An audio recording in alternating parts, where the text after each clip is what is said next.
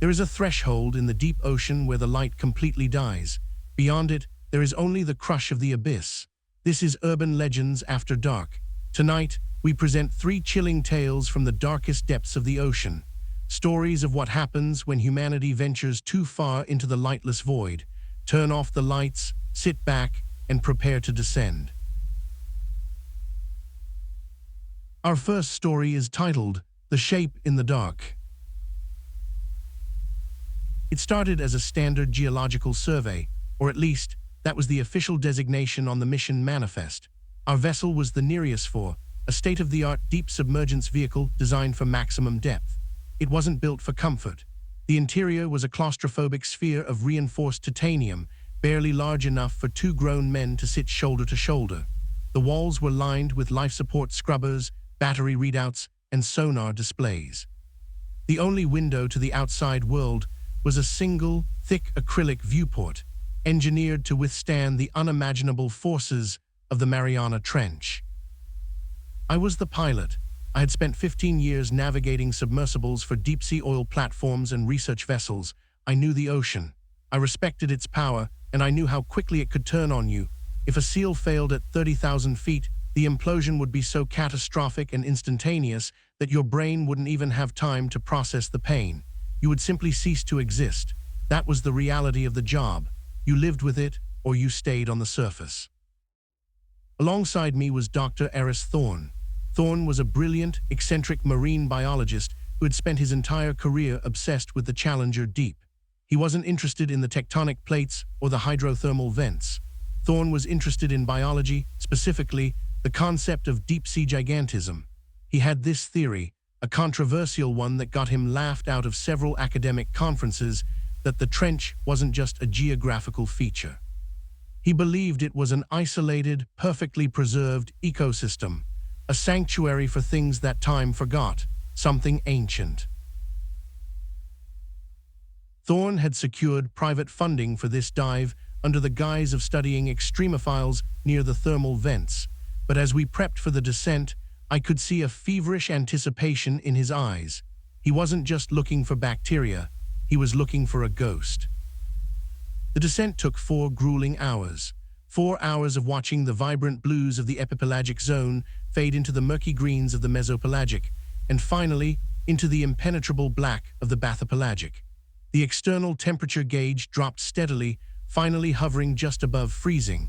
The titanium hull began to groan, a low, metallic symphony of stress and compression. It sounded like the submersible was breathing, a terrifying, rhythmic creaking as the ocean wrapped its immense hands around our tiny sphere and squeezed. Thorne was uncharacteristically quiet. He didn't speak. He just sat hunched over the sonar array, his face illuminated by the pale green glow of the screen. The only sound in the cabin, aside from the whirring of the oxygen scrubbers, was the rhythmic ping, ping, ping of the active sonar, echoing out into the vast, empty ocean and returning with nothing but static. At 20,000 feet, the isolation truly sets in. You are completely cut off from the surface. Radio communication is impossible. If something goes wrong, there is no rescue. There is no backup plan. You are entirely at the mercy of your engineering and your own calm. I remember looking at Thorne as we passed the 25,000-foot mark. He was writing furiously in his leather-bound journal. I asked him what he was documenting, since there was absolutely nothing to see outside the viewport. He didn't look up. He just muttered something about acoustic shadows and bioluminescent memory. It didn't make any sense. I brushed it off as the stress of the dive. The pressure does strange things to the human mind. It magnifies your anxieties. It turns the shadows in the corner of your eye into monsters. We continued our slow fall into the abyss. The water outside the viewport was no longer just water. It felt thicker, heavier, like liquid lead. Occasionally, a bizarre bioluminescent creature would drift past the glass, a siphonophore glowing with a ghostly blue light, trailing tentacles that stretched for dozens of feet into the dark. Or an anglerfish, its grotesque jaws wide open, drawn to the lights of our submersible. They were fascinating, terrifying glimpses into a world that operated on entirely different biological rules. But they were small, they were explainable. At 30,000 feet, our primary exterior halogen lights flickered and died. It was a minor electrical fault in an external junction box, likely caused by the extreme pressure compressing the housing. It wasn't structurally compromising, but it plunged us into total, absolute darkness. I quickly switched to the secondary emergency lights. They were amber, designed to cut through thick silt, but in the open water, they barely pierced the gloom. They created a sickly, yellow cone of light that reached out perhaps 50 feet before being swallowed entirely by the black. The swirling marine snow, illuminated by the amber glow, looked like a blizzard of dead skin and ash. We touched down at 35,814 feet, the Challenger Deep, the very bottom of the world. The impact was surprisingly soft. The seabed here isn't rock, it's a thick, ancient layer of diatomaceous ooze. The silt rose in a slow, dreamlike cloud around the submersible, momentarily blinding our viewport. We sat there in silence, listening to the hum of the scrubbers, waiting for the sediment to settle. For the first hour, everything was nominal. I maneuvered the Nereus 4 slowly across the abyssal plain. We collected sediment samples using the robotic manipulator arms, recorded the temperature differentials of nearby thermal vents, and documented the sparse, ghostly life forms that drift in the deep.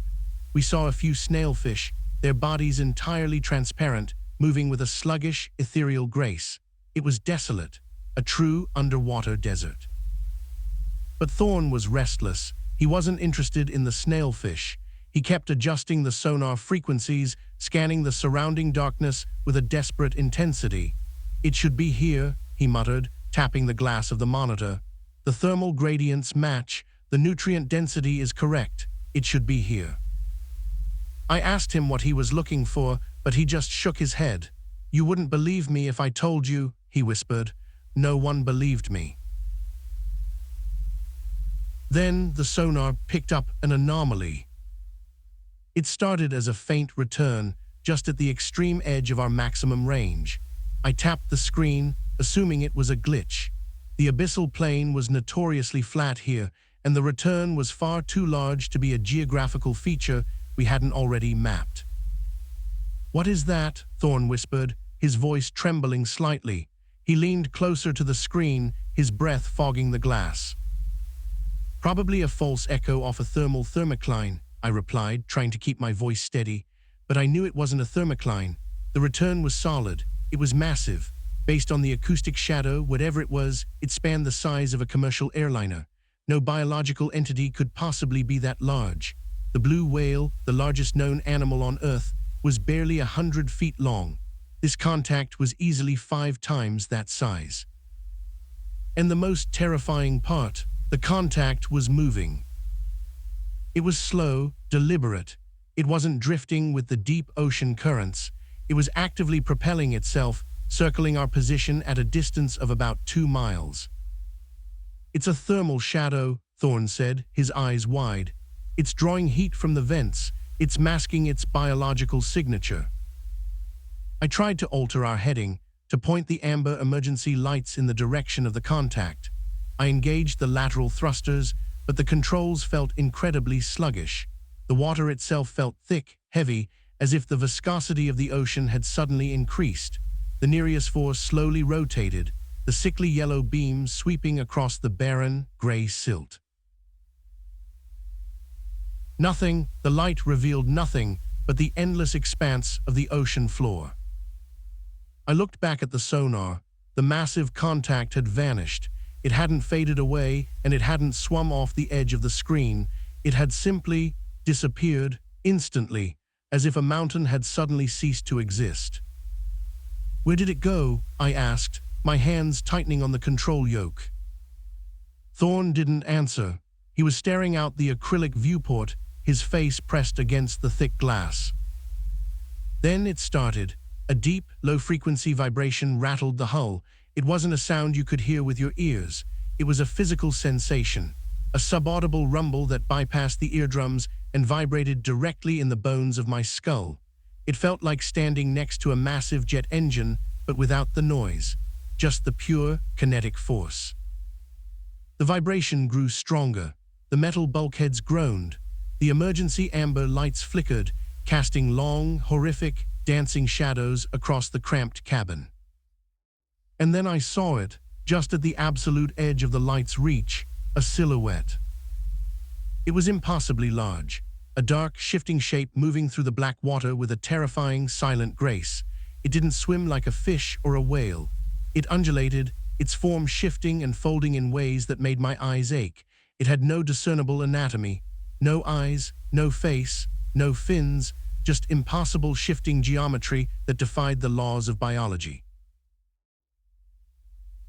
The amber light briefly reflected off its surface. It wasn't covered in scales or blubber or skin. It looked like polished, wet obsidian, and it was pulsating, a slow, rhythmic throb that matched the subaudible vibration rattling my teeth. Thorn started weeping. It wasn't a cry of fear. It was a deep, guttural sob of profound, breaking realization. He pressed both hands against the glass, staring into the dark. "We shouldn't be here," he sobbed, his voice cracking. "It knows, it's been waiting." I reached for the emergency ballast release. The protocol was clear. In the event of a catastrophic structural threat or an unidentifiable hazard, drop the iron weights and ascend at maximum speed. But my hand wouldn't move. A wave of intense, crushing dread washed over me. It wasn't a natural fear. It felt synthetic, invasive. It felt like the immense pressure of the ocean outside had somehow breached the titanium hull and was pouring directly into my mind. I couldn't breathe. My chest tightened. I saw flashes. Images burned into my retinas faster than I could process them. Memories that were not mine.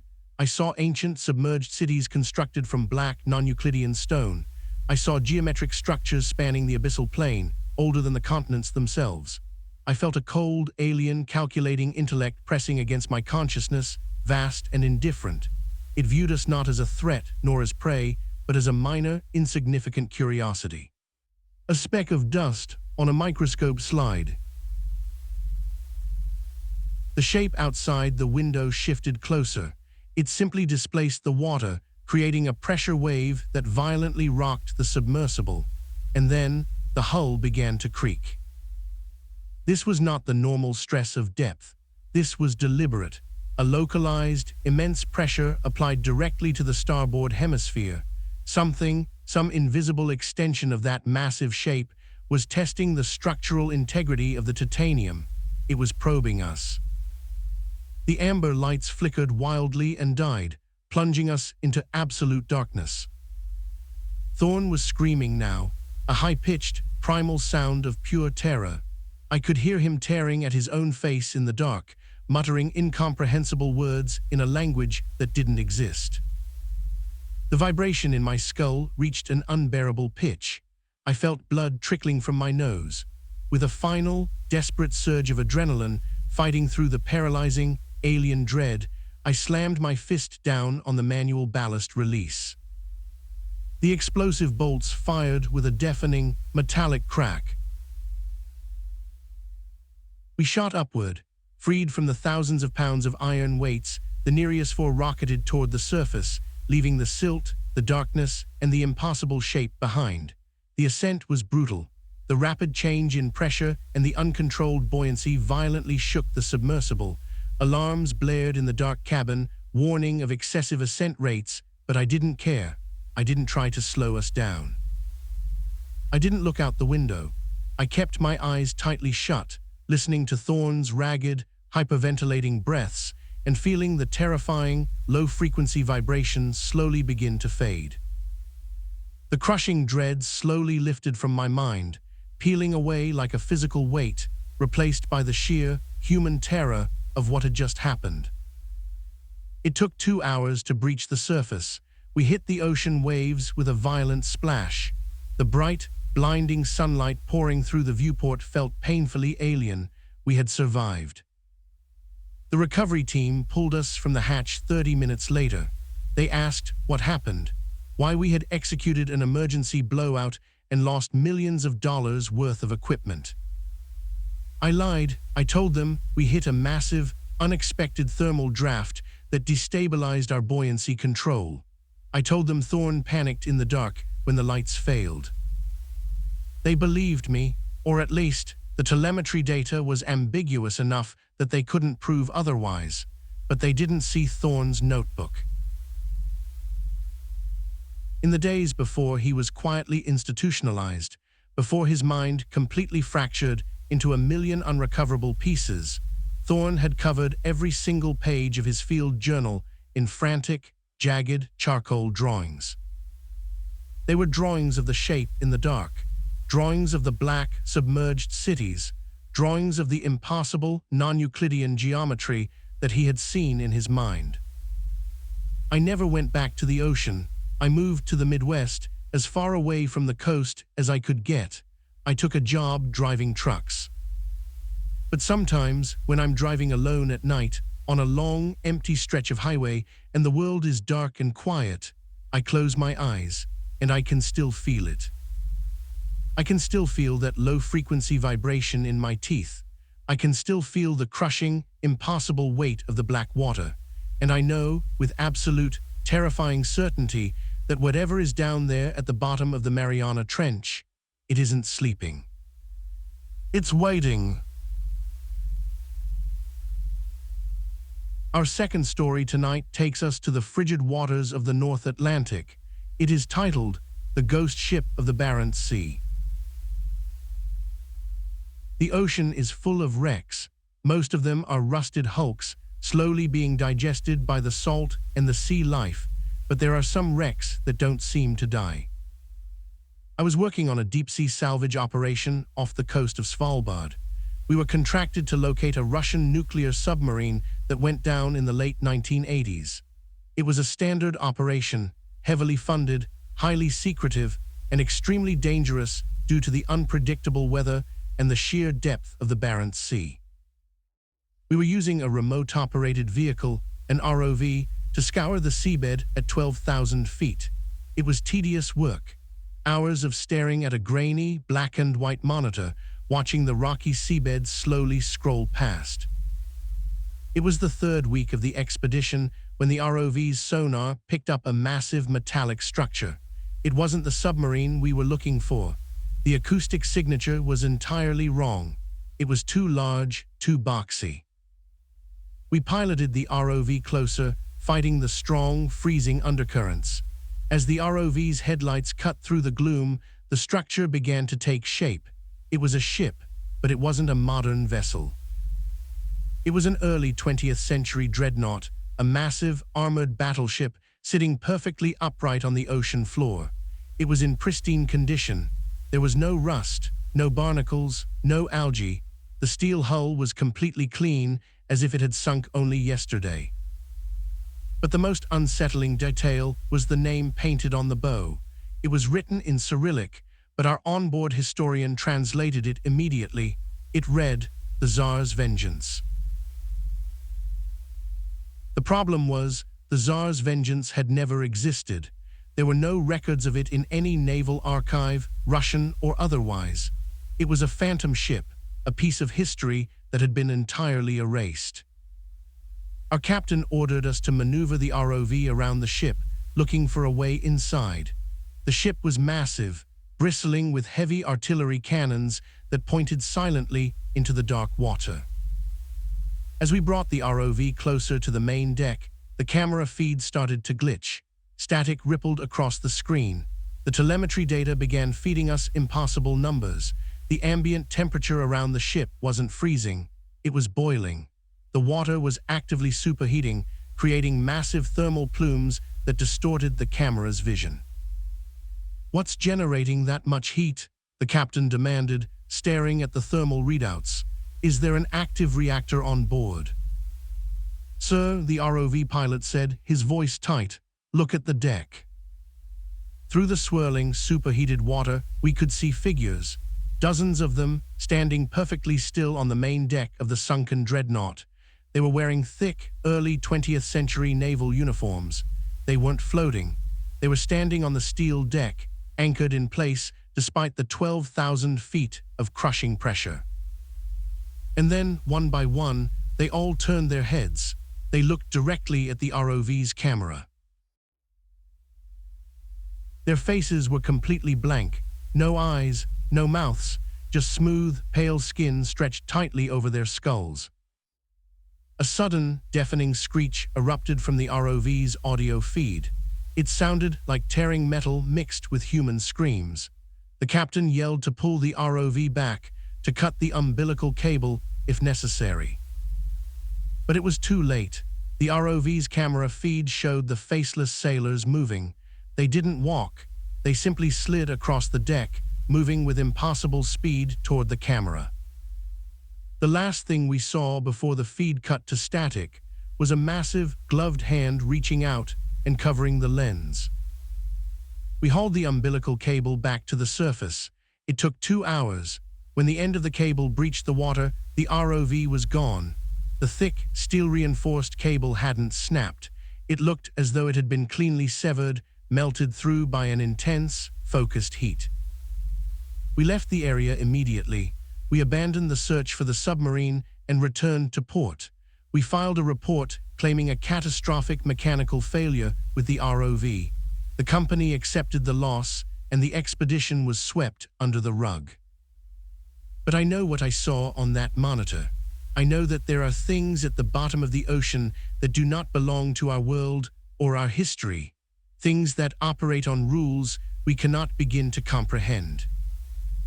And sometimes, when I look out at the dark, rolling waves of the ocean, I wonder how many other phantom ships are sitting at the bottom of the sea, waiting in the boiling dark with their faceless crews. Our final story for tonight takes us to a remote oil rig in the Gulf of Mexico. It is titled The Deepwater Anomaly. Working on an offshore oil rig is a grueling, isolating experience. You are entirely cut off from the world, surrounded by miles of open water, living on a floating steel platform that drills miles into the Earth's crust. It is loud, dirty, and dangerous work. I was a saturation diver. My job was to repair and maintain the underwater infrastructure of the rig. We lived in a pressurized chamber for weeks at a time, breathing a mixture of helium and oxygen to avoid the deadly effects of decompression sickness. When we worked, we were lowered in a diving bell to depths of over 1,000 feet, working in total darkness, guided only by our headlamps and the voice of the dive supervisor on the surface. It was during a routine repair on a damaged blowout preventer that things went wrong. I was at 1,200 feet, working with a heavy hydraulic wrench on a massive, rusted bolt. The water was murky, filled with sediment kicked up by the drilling operation. Suddenly, the rig's massive drill pipe, which extended for miles beneath me, began to vibrate violently. It wasn't the rhythmic thrum of the drill bit cutting through rock. It was a chaotic, erratic shaking, as if something incredibly powerful had grabbed the pipe far below and was trying to tear it free. "Surface, this is Diver 1, I said into my comms. "I've got severe vibration on the main pipe. What's going on up there?" "Diver 1, we're seeing massive pressure spikes in the wellhead," the supervisor replied, his voice distorted by the helium mixture. "We're shutting down the drill. Hold your position." I held onto the blowout preventer, feeling the immense vibrations rattling my entire body, and then the vibrations stopped.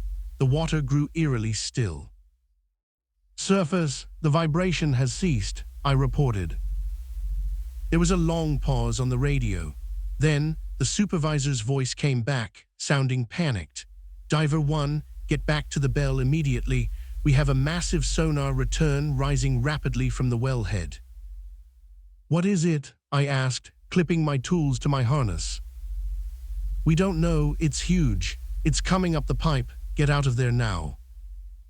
I didn't argue. I swam toward the diving bell as fast as the heavy, pressurized suit would allow. I climbed into the bell, secured the hatch, and slammed the emergency ascent button. As the bell began its slow, grueling ascent to the surface chamber, I looked down through the small floor window. The water below the blowout preventer was glowing. It was a sickly, pulsating green light welling up from the deep borehole. And then I saw it emerge. It wasn't a gas bubble or an oil leak. It was a biological entity. It poured out of the drill pipe like thick, glowing slime, expanding rapidly as it hit the open water. It was a massive, amorphous mass of glowing green tendrils, pulsing with a hideous, unearthly light. It had no discernible shape, just a writhing, chaotic tangle of glowing organic matter. It wrapped its tendrils around the massive steel blowout preventer, completely engulfing the structure. The steel began to groan and buckle under the immense pressure of the creature's grip. And then the creature began to climb. It pulled itself up the massive drill pipe, moving with terrifying speed toward the surface, leaving a trail of glowing, acidic slime in its wake. "Surface, it's climbing the pipe," I yelled into the comms. "It's massive, it's coming right for you." "We see it," the supervisor replied, his voice trembling. "We're initiating emergency disconnect. We're abandoning the rig." The bell broke the surface 20 minutes later. I was rushed into the decompression chamber along with the rest of the dive team. Through the small porthole of the chamber, I watched the horror unfold on the rig. The glowing green mass erupted from the center of the platform, tearing through the heavy steel decking like paper. It wrapped its massive tendrils around the derrick, crushing the steel beams with horrifying ease. The rig began to list heavily to one side, groaning under the immense weight of the creature. The crew was scrambling for the lifeboats, panic and chaos echoing across the platform. Some of them didn't make it. I watched as the glowing tendrils whipped out, snatching men from the deck and pulling them into the writhing, amorphous mass. They didn't scream. They simply vanished into the glowing green light. The rig finally capsized, dragged down into the dark water by the monstrous entity. The lifeboats managed to escape, leaving the burning, sinking wreckage behind. We were rescued by the Coast Guard the next morning. The official report stated that the rig suffered a catastrophic blowout and fire. There was no mention of the glowing creature. There was no mention of the men who were taken. But I know the truth. We drilled too deep. We pierced the crust of the earth and unleashed something ancient and horrible that had been trapped in the dark for millions of years. And as I sit here now, years later, I wonder what else is buried down there in the dark, waiting for us to dig too deep. Thank you for listening to Urban Legends After Dark. This has been an audio drama presentation of 3 deep-sea horror stories. If you enjoyed these descents into the abyss, make sure to leave a like, subscribe, and turn on notifications so you never miss another story. We journey into the unknown every week, bringing you tales of the strange, the terrifying, and the unexplained.